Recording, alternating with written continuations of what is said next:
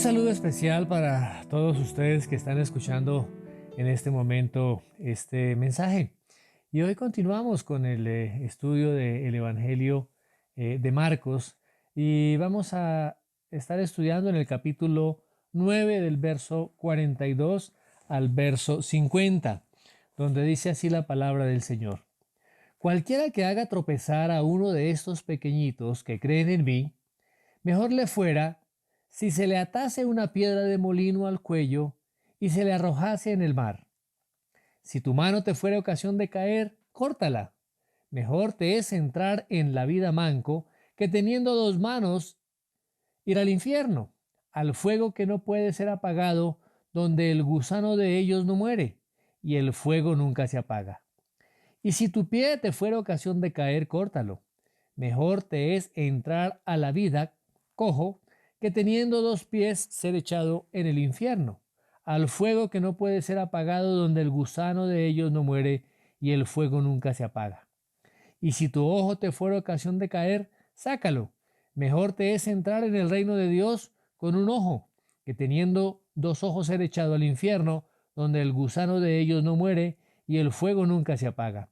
Porque todos serán salados con fuego, y todo sacrificio será salado con sal. Buena es la sal, mas si la sal se hace insípida, ¿con qué la sazonaréis? Tened sal en vosotros mismos y tened paz los unos con los otros. Oremos. Padre, te damos gracias por tu palabra. Te rogamos, Señor, que nuestras mentes, nuestro entendimiento, todo nuestro ser, sea, Señor, iluminado por el mensaje del Evangelio. Que, Señor, tu Espíritu Santo hable, Señor, a nuestro espíritu. Que, Señor, sean quitados todo velo de delante de nuestros ojos para que podamos contemplar las maravillas de tu palabra. Te lo pedimos, Padre, en el nombre precioso de nuestro Señor Jesucristo. Amén. Realmente esta porción de la Biblia, esta porción del Evangelio es única.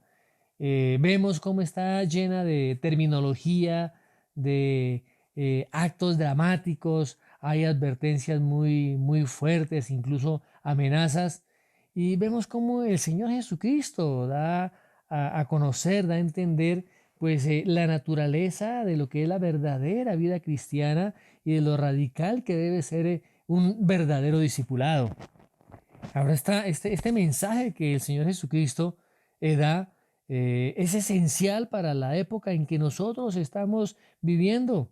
¿Por qué? Porque hay una gran parte del cristianismo y del cristianismo evangélico que se caracteriza por la superficialidad.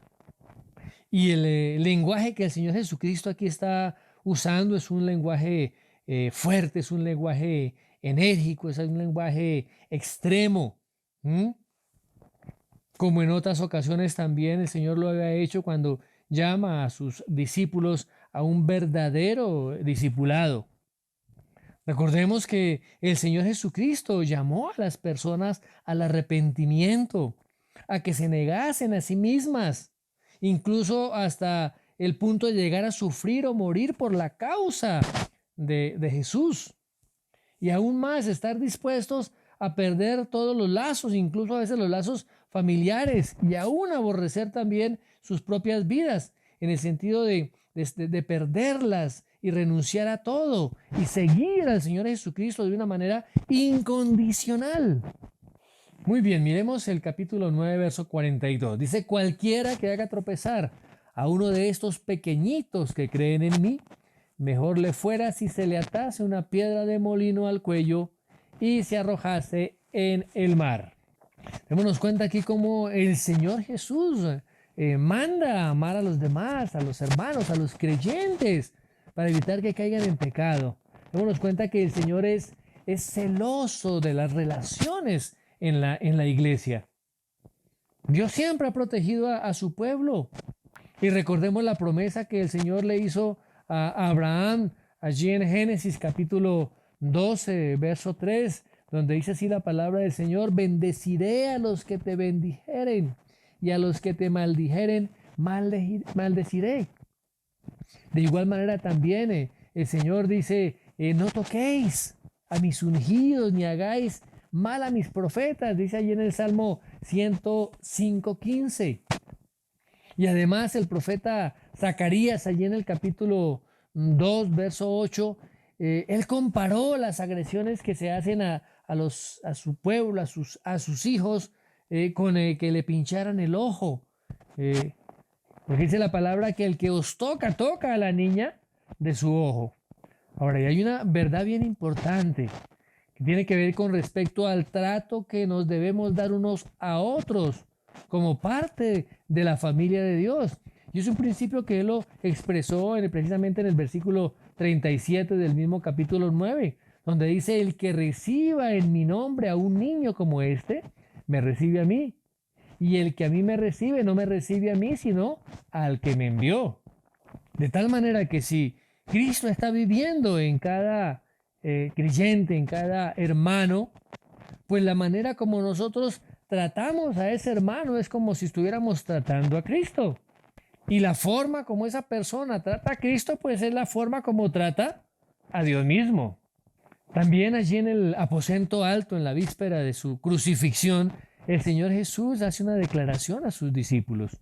Lo encontramos en el Evangelio de Juan, capítulo 13, verso 20, donde dice así la palabra del Señor: de cierto os digo, el que recibe al que yo enviaré me recibe a mí, y el que me recibe a mí recibe al que me envió. De la misma forma también el apóstol Pablo le recordó a sus discípulos en Corinto, allí en la primera carta, capítulo 6, verso 17, donde dice así la palabra del Señor: pero el que se une al Señor, un espíritu es con él. Ahora, en el día del juicio, el modo en que las personas trataron a los cristianos, pues se considerará su forma de tratar a Cristo. Miremos lo que dice allí en Mateo 25, del verso 34 al verso 46. Dice así la palabra del Señor: entonces el rey dirá a los de su derecha: venid benditos de mi Padre, heredad del reino preparado para vosotros desde la fundación del mundo. Porque tuve hambre y me disteis de comer, tuve sed y me disteis de beber, fui forastero y me recogisteis, estuve desnudo y me cubristeis, enfermo y me visitasteis, en la cárcel y vinisteis a mí. Entonces los justos le responderán diciendo: Señor, ¿cuándo te vimos hambriento y te sustentamos, o sediento y te dimos de beber? ¿Y cuándo te vimos forastero y te recogimos, o desnudo y te cubrimos? ¿O cuándo te vimos enfermo o en la cárcel y vinimos a ti? Y respondiendo el rey les dirá: de cierto os digo que en cuanto lo hicisteis a uno de estos mis hermanos más pequeños, a mí lo hicisteis. Entonces dirá también a los de su izquierda: apartados de mí, malditos, al fuego eterno, preparado para el diablo y sus ángeles. Porque tuve hambre y no me disteis de comer, tuve sed y no me disteis de beber, fui forastero y no me recogisteis, estuve desnudo y no me cubristeis, enfermo y en la cárcel y no me visitasteis. Entonces también ellos le responderán diciendo: Señor, ¿cuándo te vimos hambriento, sediento, forastero, desnudo, enfermo o en la cárcel y no te servimos? Entonces le responderá diciendo: de cierto os digo que en cuanto no lo hicisteis a uno de estos más pequeños, tampoco a mí lo hicisteis. E irán estos al castigo eterno y los justos a la vida eterna. De tal manera que la verdad en la cual se trata al creyente como se trata a Cristo, pues motivó esa advertencia del Señor Jesús contra hacer tropezar a uno de estos pequeñitos que creen en Él. Ahora, claro que esto no se está refiriendo a niños físicos. Esto básicamente pues se refiere a hacer que alguien se equivoque por medio de tentación y hacerlo caer, o sea, hacer que peque. Y las acciones que se mencionan en el versículo 43, en el 45 y en el 47, pues son acciones bastante drásticas. ¿Para qué? Pues para evitar caer en conductas pecaminosas. Y la advertencia del Señor Jesús es que aquel que lleva a un creyente a pecar, ¿sí?, mejor le fuera si se le atase una piedra de molino al cuello y se le arrojase al mar. En otras palabras, es mejor tener una muerte horrible, y en este caso pues de ahogamiento, que hacer que otro cristiano peque. Y el apóstol Pedro también escribió a los cristianos allí en Primera de Pedro, capítulo 4, verso 8, ¿m? Que deben tener entre sí un ferviente amor. Dice la palabra, porque ese amor cubrirá multitud de pecados. Ahora, y este tipo de amor no lleva al pecado, sino que por el contrario lo cubre. O sea que es un amor ferviente, es un amor que estimula a otros a buscar también la santidad. Es un amor que está pensando en los demás. Piensa más en los demás que en sí mismo. Pone a los otros en un lugar elevado. Los anima a la justicia, como dice allí también el apóstol en Filipenses capítulo 2, versos 3 y 4, donde dice así la palabra del Señor: nada hagáis por contienda o por vanagloria, antes bien con humildad, estimando cada uno a los demás como superiores a él mismo, no mirando cada uno por lo suyo propio, sino cada cual también por lo de los otros. Así que démonos cuenta que lo que el Señor Jesús está exigiendo aquí es un amor total. Y es un tipo de amor, ese amor ágape, que nunca será la causa de hacer pecar a otras personas. Ahora veamos cómo es que se podría dar esta situación de pecado. Y pues la primera es inducir a la persona, inducir a otro hermano a pecar contra la ley de Dios.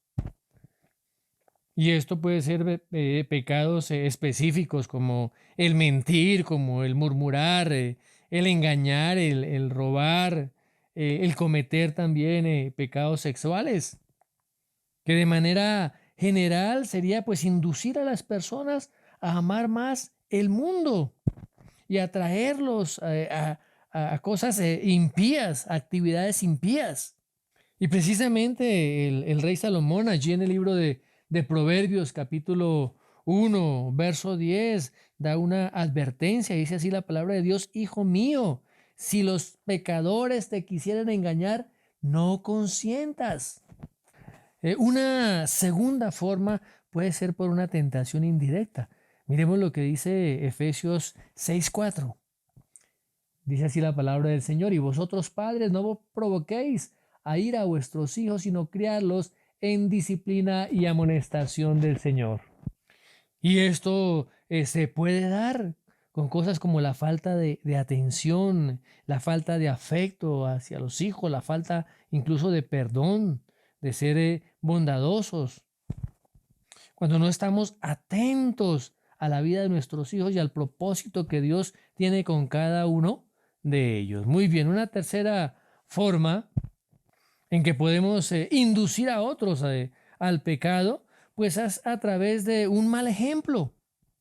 Y el apóstol Pablo les dice a los romanos allí en el capítulo 14, verso 13, cuando escribe: así que ya no nos juzguemos más los unos a los otros, sino más bien decidid no poner tropiezo u ocasión de caer al hermano.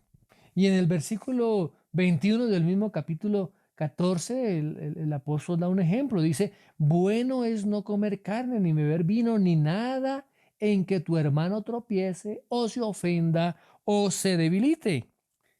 Y el capítulo 15, los versículos 1, 2 y 3, mire lo que el apóstol dice: así que los que somos fuertes debemos soportar las flaquezas de los débiles y no agradarnos a nosotros mismos. Cada uno de nosotros agrade a su prójimo en lo que es bueno para edificación, porque ni aun Cristo se agradó a sí mismo, antes bien, como está escrito: los vituperios de los que te vituperaban cayeron sobre mí. Y una cuarta forma es pues no alentar a los hermanos a la rectitud, a la santidad, como nos exhorta y nos anima el escritor de Hebreos, allí en el capítulo 10, verso 24, donde dice la palabra del Señor: considerémonos unos a otros para estimularnos al amor y a las buenas obras. Muy bien, continuamos con nuestro texto de Marcos. Dice, versículo 43, si tu mano te fuere ocasión de caer, córtala. Mejor te es entrar en la vida manco que teniendo dos manos ir al infierno, al fuego que no puede ser apagado. Versículo 45. Y si tu pie te fuere ocasión de caer, córtalo. Mejor te es entrar en la vida cojo que teniendo dos pies ser echado en el infierno, al fuego que no puede ser apagado. Versículo 47 y 48. Y si tu ojo te fuere ocasión de caer, sácalo. Mejor te es entrar en el reino de Dios con un ojo que teniendo dos ojos ser echado al infierno, donde el gusano de ellos no muere y el fuego nunca se apaga. Fijémonos que esta enseñanza que el Señor está dando aquí se relaciona de manera íntima con la enseñanza anterior. O sea, los cristianos no pueden llevar a otras personas a conocer la justicia de Dios a menos que ellos mismos la hayan experimentado y sean justos por causa de la obra del Señor Jesucristo, que les haya sido imputada esa justicia por creer en el Evangelio. Ahora, si es una persona donde su corazón está impuro, pues llevará a otros a pecar. De tal manera que lo que está haciendo aquí el Señor Jesús es exigiendo que seamos radicales nosotros contra el pecado, que al pecado le demos un trato severo.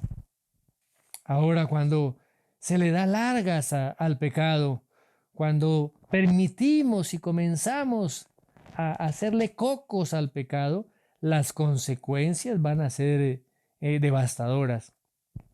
Veamos lo que dice John Owen, un puritano por allá del siglo XVII. Abro comillas. Donde el pecado, a través de olvidarse de la humillación, consigue una victoria considerable, rompe los huesos del alma y hace a la persona débil, enferma y lista para morir, por lo que no puede levantar la mirada. Y cuando la pobre criatura recibe golpe tras golpe, herida tras herida, frustración tras frustración, y no despierta a una oposición vigorosa, puede esperar todo menos que se endurezca por medio del engaño del pecado y que su alma deba desangrarse. Ahora, hay un relato en el Antiguo Testamento en que Samuel corta a pedazos a Agag. Allí en Primera de Samuel, capítulo 15, verso 33, donde dice la palabra del Señor. Y Samuel dijo: como tu espada dejó a las mujeres sin hijos, así tu madre será sin hijo entre las mujeres. Entonces Samuel cortó en pedazos a Agag delante de Jehová en Gilgal. Ahora, esta es una buena analogía de la necesidad de que los cristianos tomen medidas drásticas para derrotar el pecado que queda aún en sus vidas. El apóstol Pablo lo ordena explícitamente allí en Romanos capítulo 8, verso 13, donde dice la palabra de Dios: porque si vivís conforme a la carne, moriréis. Mas si por el Espíritu hacéis morir las obras de la carne, viviréis. Y en Colosenses capítulo 3, verso 5, miramos lo que él dice.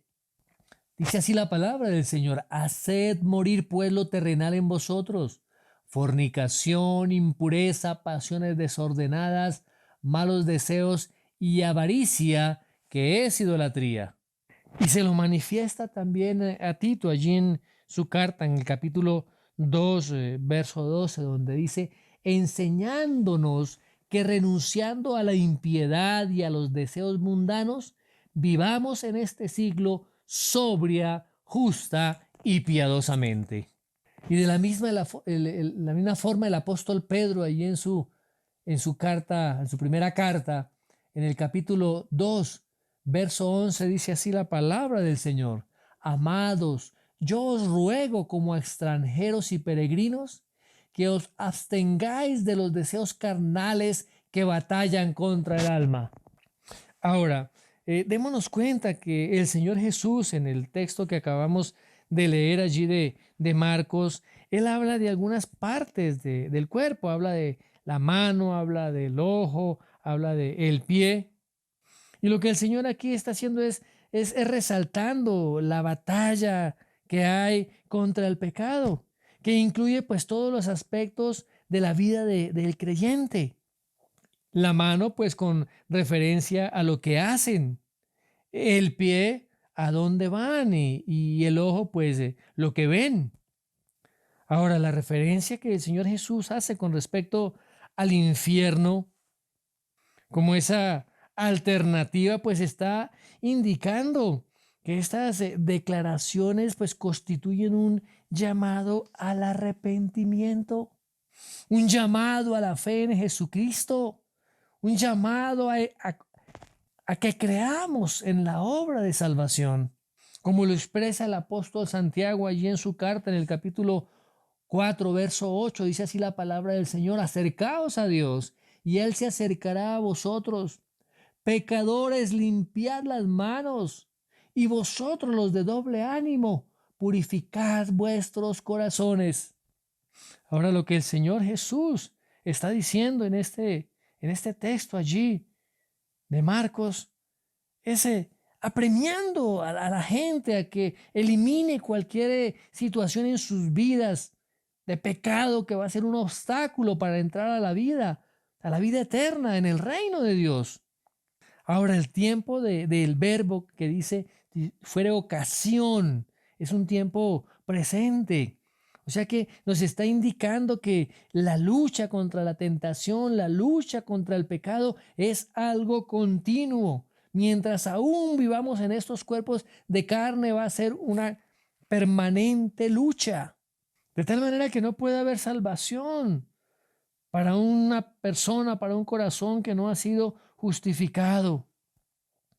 De tal manera que el Señor exigió una acción radical, una acción severa contra todo aquello que obstaculice la búsqueda de santidad, de justicia, de pureza durante nuestra vida cristiana.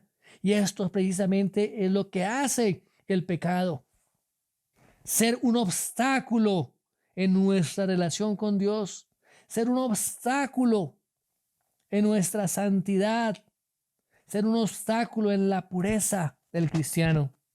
Ahora, cuando el Señor habla de esta manera, Él está hablando aquí de una manera metafórica. No está diciendo que tenemos que mutilar físicamente nuestro cuerpo, porque en ocasiones personas se han mutilado pensando que con esto van a vencer el pecado. Si demos cuenta que una persona sin una mano, o sin un pie, o sin un ojo, tiene la misma capacidad para pecar que aquel que tiene todos sus órganos completos, porque el pecado permanece en el corazón. Y el Señor lo afirmó precisamente allí en Marcos capítulo 7, verso 20 en adelante, donde dice así la palabra del Señor: lo que del hombre sale, eso contamina al hombre. Porque dentro del corazón de los hombres salen los malos pensamientos, los adulterios, las fornicaciones, los homicidios, los hurtos, las avaricias, las maldades, el engaño, la lascivia, la envidia, la maledicencia, la soberbia, la insensatez. Todas estas maldades de dentro salen y contaminan al hombre. De tal manera que el Señor nos está llamando a que haya pureza en nuestras vidas. Y el apóstol Santiago allí en su carta también nos dice cómo es que es tentado cada uno. Allí en Santiago capítulo 1 versos 14 y 15, donde dice así la palabra del Señor: sino que cada uno es tentado cuando de su propia concupiscencia es atraído y seducido. Entonces la concupiscencia, después que ha concebido, da a luz el pecado, y el pecado, siendo consumado, da a luz la muerte. Muy bien, en el versículo 43 el Señor Jesucristo también habla del infierno, que viene de un término griego que es Gehenna. Este término pues aparece 12 veces en el Nuevo Testamento y en 11 de estas ocasiones las usa el Señor Jesucristo. Y nos dice que este infierno es el lago de fuego que no puede ser apagado. Ahora, la Biblia pues describe el infierno de varias maneras, como las tinieblas de afuera, como un lago de fuego, como un lugar de lloro y crujir de dientes, un lugar de eterna separación de la bendición de Dios, una prisión, un lugar de tormento donde el gusano no muere. Démonos cuenta que estas son imágenes gráficas de ese castigo eterno. Ahora, nosotros creemos usualmente que el infierno es el símbolo de la eterna separación de Dios, el estar separados de Dios por la eternidad. Pero realmente esto no es una gran amenaza para el que no se arrepiente. El impío solo quiere estar y seguir viviendo separado de Dios. O sea que su problema en el infierno realmente no será la separación de Dios, sino que muy por el contrario, será la presencia de Dios la que lo atormentará. En el infierno Dios estará presente con su plena ira. Él estará presente para ejecutar su justo castigo sobre los condenados. Y estos lo conocerán como fuego consumidor. Ahora, esta es una apreciación importante que hace la Biblia de la Reforma. Finalmente, el infierno es una eternidad delante de la justa y consumidora ira de Dios, un tormento y sufrimiento del cual no hay escapatoria ni alivio. Y mis amados hermanos, esto es fundamental para poder apreciar la obra de Cristo y para poder predicar su evangelio. Ahora, el Señor Jesucristo dice que es donde el gusano de ellos no muere y el fuego nunca se apaga. De tal manera, mis queridos hermanos y amigos, estas palabras son un llamado muy fuerte a un verdadero discipulado. El Señor nos está llamando a que tratemos de manera radical con el pecado. O de lo contrario, seremos lanzados al infierno, a las tinieblas de afuera, al horno de fuego, donde será el lloro y el crujir de dientes. Muy bien, veamos el versículo 49. Porque todos serán salados con fuego, y todo sacrificio será salado con sal. Ahora, este no es un versículo que sea fácil de entender, pero podemos mirar y examinar pasajes en las Escrituras en las que se habla de sal y de fuego. En el libro de Esdras, en el capítulo 6, verso 9, y de igual manera también en Ezequiel, capítulo 43, versos 23 y 24, se relacionan, se habla con relación a la sal y al fuego, y estos se relacionan con sacrificios, particularmente en el Antiguo Testamento. Recordemos que la sal es un conservante y se añadía a los sacrificios cuando se quemaban como un símbolo del pacto perdurable de Dios con su pueblo. Y de igual manera también el Señor allí ordena en Levítico capítulo 2, verso 13, de que el pueblo de Israel debía sazonar con sal las ofrendas. Miremos lo que dice, sazonarás con sal toda ofrenda que presentes, y no harás que falte jamás de tu ofrenda la sal del pacto de tu Dios. En toda ofrenda tuya ofrecerás sal. De tal manera que la ofrenda de cereales, junto con las ofrendas quemadas, junto con la ofrenda de paz, la ofrenda por el pecado y por la culpa, pues eran unas ofrendas de consagración que simbolizaban la devoción total al Señor. Y así como la sal simbolizaba la fidelidad perdurable de Dios, así también todos los creyentes deben hacer de sus vidas un verdadero sacrificio a largo plazo, un sacrificio que permanezca, un sacrificio que sea permanente al Señor. Como lo menciona allí el apóstol Pablo en su carta a los Romanos en el capítulo 12, verso 1, donde dice la palabra del Señor: hermanos, os ruego por las misericordias de Dios que presentéis vuestros cuerpos en sacrificio vivo, santo, agradable a Dios, que es vuestro culto racional. Muy bien, vayamos al versículo 50 de Marcos capítulo 9. Dice: buena es la sal, mas si la sal se hace insípida, ¿con qué la sazonaréis? Tened sal en vosotros mismos y tened paz los unos con los otros. Muy bien, en la época que no había refrigeración, pues la sal se consideraba muy buena. ¿Por qué? Porque era un conservante. Evitaba que los alimentos se descompusieran, se pudrieran. Ahora la sal, que es químicamente pues el cloruro de sodio, es una composición muy estable, no se degrada fácilmente. Pero a veces cuando la sal era recogida de los alrededores del Mar Muerto, estaba contaminada con yeso. Ahora, si no se le procesaba de una manera correcta, podría perder su eficacia como conservante y se volvía insípida y sin sabor. Y ese producto no podía volverse a convertir en sal, de tal manera que se desechaba, como dice allá en Lucas 14:35, también dice: ni para la tierra, ni para el muladar, es inútil. Por tanto, dice, la arrojan fuera. Por eso es tan importante ese mandato que el Señor da: tened sal en vosotros mismos. O sea, es un llamado a la obediencia radical, a una vida conservada por la justicia. Ahora, y finalmente, pues el Señor les da a sus discípulos un ejemplo práctico, una aplicación práctica en cuanto a la orden que Él les había dado. Y por eso dice finalmente: tened paz los unos con los otros. Fíjese que era un reto adecuado para estos hombres que eran orgullosos, que eran egoístas, competitivos entre ellos mismos, que permanentemente estaban discutiendo de cuál de ellos sería el mayor, cuál de ellos sería el más grande. Muy bien, de tal manera que cuando el discípulo del Señor Jesucristo, cuando el creyente, el que ha creído en la obra del Señor Jesucristo en la cruz, tiene un discipulado que es amoroso, un discipulado que está lleno de pureza, que es sacrificial, que es obediente, serán testigos eficaces del Evangelio. La palabra dice que los cristianos son la única sal de la tierra.